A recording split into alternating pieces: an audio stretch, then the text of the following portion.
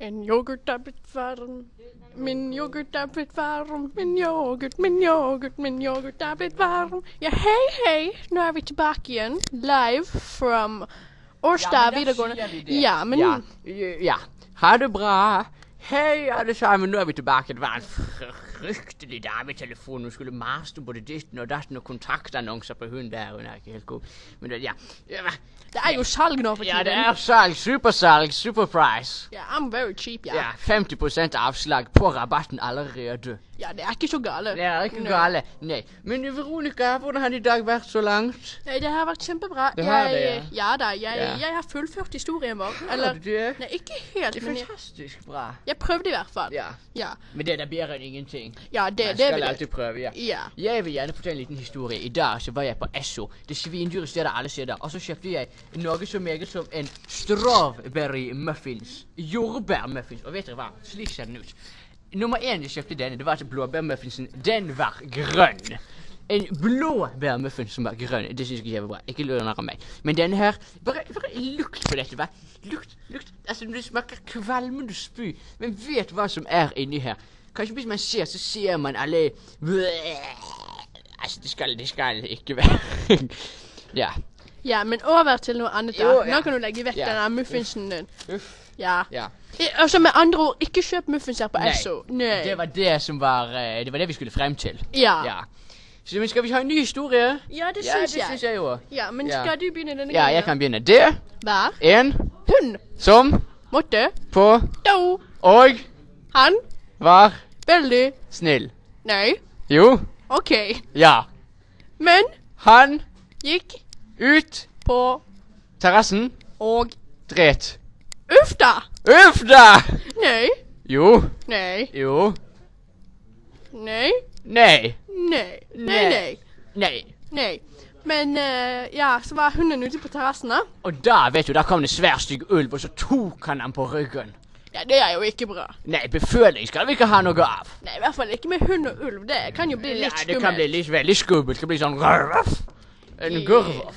En gurruff. Gurruff, ja. Ja, da får vi en ny Men rase. jeg oppdaget en gurruff i fjor, og jeg ble vettskremt. Jeg løp for livet alt jeg kunne. Da. Uff da. Det høres ikke Det bra ut. høres ikke bra ut. Har du lyst til å snakke om hva du føler nå? Nå føler jeg en viss trang for å alltid bæsje ute på terrassen. Jeg vet ikke hvorfor, men det var noe som innbefattet seg inni hjernen min den gangen. En slags traumatisk tilbakeopplevelse av en visuell bjørn som kommer ut fra de hinsides verdener. Ja. Ja. Men ellers da, så har vi det kjempefint, ikke sant? Ja, det har vi. Det er strålende vær ute, det er kaldt og vått og surt. Ja, det regner litt grann også. Det hagler Dere vet litt. at været her i Bergen, det er vilt og vått. Veldig vått. Ja, nå kommer det rare lyder der borte nedfra. Kjersti? Hva er det du holder på med? Hva? Uff da! Det kan man ikke gjøre. Nå skal jeg vise dere en ting. Dette. Der borte, ikke han. Nei, Og ikke han heller. Ikke han heller. Men hun som sitter der bak. Hun er en tøs! Hun er en tøs. Hun er en billig liten tøs. Hun heter Kjersti. Kjersti. Hun er billig! Hun er billig, ja. Hun er det 95% avslag på.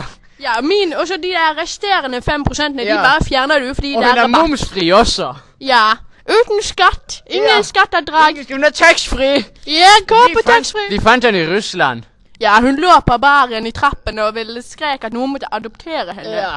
Adopter meg! Ah! Ja, men nå, vi trenger ikke å fylle med sånne billige russere Nei, mer det enn vil vi nødvendig. ikke ha. Nå er det tilbake til oss, Ja. oss Oi, nå vakre ble det bare mennesker. deg. Hvor er du? Ja, Nå her. faller kameraet ned. Nei, det gjør jo Jo, ikke det det. gjør jo det. Nei, Nei, se, jeg er ikke nå peiling. lenger. Nei, fordi jeg er smart. Ja, du er smart, ja. Jeg er bare helt fantastisk dum. Aner ikke. Jeg skal vise dere en ting, folkens. Vi går på en skole som heter nemlig så mye som Årstad videregående skole. Og her har de en linje som heter Satanlinjen. Men vi kaller den nemlig for media og kommunikasjon.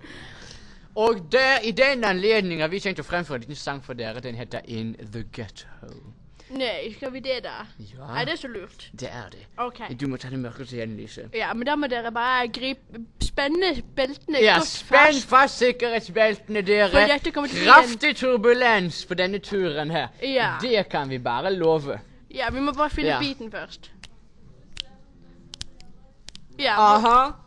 hvordan begynte sangen din da? Vi kan bare begynne der vi alltid begynner med In the ghetto And his mama cried on a cold and gray Chicago morning. A poor little baby child is born in the ghetto. In the ghetto, and his mama cried.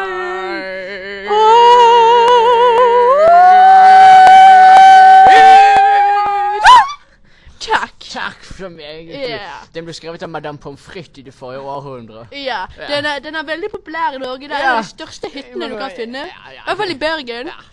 Det er helt ufattelig hvordan sangen har slått an. Ja, ikke sant, Leila? Det er fantastisk. Men Jeg heter ikke Leila. Nei, men hun heter Leila. Nei, men det er ingen Leila her. Fotografen vår, som liksom vi later som hun ikke finnes. Hun er Ja. bare en ubetydelig liten dritt. Hun er så liten. Hun er har blått så liten. hår. Hun har blått hår. Har dere sett noe så duvete? Hun falt opp i en ikke sånn styrkegryte, sånn som Obelix. Nei, men han Der er jo ble bare hun svær. svær. Men Ja. Leila ble liten, så hun falt opp i sånn svakedrikke. Anti-Obelix-gryte. Anti-Oblixen. Den Ja. skulle egentlig gi til læreren vår, slik at han skulle disappeare foran den neste prøven. Og det gjorde Det han. gjorde han også, det virket. Men det, Ja. det var egentlig noe dumt at hun Leila falt opp i, men det er folk som har blått hår. Hva skal man med dem uansett, liksom? Ubetydelige Uffa mennesker. meg. Så det er bare sånne som bare sånn der attention bitch. Ja. I'm a attention for Aha, look at look me. at my blue hair. Oh my god. Ja, men i alle fulle fall. Det lærte vi også av læreren vår, men han falt opp i Obelix-gryten. Ja, Nei, var ikke det han som forsvant da? Han som ble liten og forsvant. Var ikke det læreren vår, det? Ja, men det var den andre læreren vår. Du, Oi, vi har det er en flere ting, det er en lærere. ting, ja, vi har faktisk det. Det er en ting vi har glemt å gjøre. Vi har glemt å ta favorittbilder. Så nå skal jeg bare ta introen. Klipp deg. Ja. Velkommen til Fotostasjon. I dag er det favorittbilder med meg og Veronica. Nå kan du komme tilbake igjen. Nå skal vi vise dere hvordan dere tar ekte genuine favorite pictures. Favorite heter det faktisk. Men der, ja. Step nummer 1. Strute munn. Hodet på skrå. Puppene frem, og du skal alltid gjøre litt sånn. Og så se opp. Det er slik dere gjør det. Nå har dere lært noe nytt. Det er helt fantastisk hvor mye man kan lære. Ja. Verden er et lærerikt sted. Hva hadde man gjort som man død, hva? Ja, det kan man lure på. Det er et veldig fælt filosofisk spørsmål. Vi har fått en gjest med oss inn i studio i dag. Det holder nå. Gud er meg. Det er bra tatt på salg. Du trenger ikke være så på salg. Nei. Vi har fått en gjesten vår, Leila, på besøk til oss. Kan du komme her, Leila? Gi en varm applaus for Leila. Her er lille Leila. Ja, men flytt deg da. Ja, det er slik. Her er Leila med det blå håret. Leila er veldig liten, men vi har forstørret henne i denne anledning. Leila, kan du fortelle om din dag i dag? Jo, min dag i dag, den har vært veldig bra. Jeg var på helt bort på postkontoret på andre siden av Ja, veien. ja vel, ja. Hva gjorde du der? Der postet jeg et brev. Ja vel, og hvem var det til? Det var til Storebrand livsforsikring. Skal du livsforsikre deg? Nei, jeg skal ikke, men en annen skal. Hun skal dø, ja. Du vet det er veldig viktig med sånn livsforsikring. Tenk om du dør. Hva skjer med pengene dine? Vi har fått en annen gjest inn i studio i dag. Jørgen heter han. Der har vi han, Jørgen, du. Kan du si noen ord til seerne våre? Hva skal vi gjøre? Snakk. Nei takk. Si at du heter Jørgen. Nei. Nei, men da vil kan jeg ikke. gjøre det. Jeg heter Jørgen. Jeg er fag fra Sverige. Å, ja. Det var veldig slemt, Ikke sa. din mamma! Min mamma. Ja, men nå tar vi en pause. Da tar vi en pause, så er vi rett tilbake til disse reklameinnslagene her. Shalabais. Ha det. Ha det.